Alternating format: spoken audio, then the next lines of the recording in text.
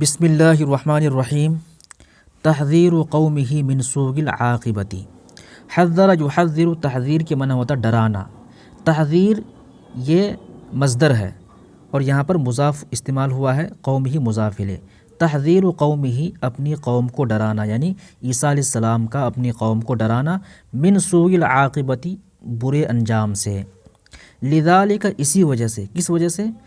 یعنی اوپر بتایا نا کہ جب اللہ تبارک و تعالیٰ کی طرف سے معجزات آ جاتے ہیں اور پھر معجزات کو دیکھنے کے بعد جو لوگ ایمان نہیں لاتے ہیں ان پر اللہ کا عذاب آتا ہے، تو اسی وجہ سے کہیں ان پر اللہ کا عذاب نہ آ جائے، اسی وجہ سے خاف سیدنا عیسیٰ علیہ السلام ڈرے، علیہم، ان لوگوں پر، یعنی ان لوگوں پر وہ ڈرے، ان کو اندیشہ ہوا۔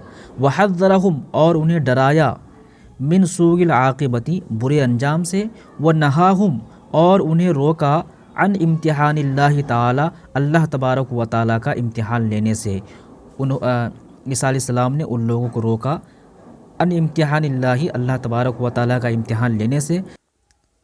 فہو اعلیٰ، کیونکہ وہ اعلیٰ ہے، وہ اجل من ذالک، اور اس سے بلند ہے، یعنی اللہ تبارک و تعالیٰ کی ذات اعلیٰ ہے اور اس سے بلند ہے۔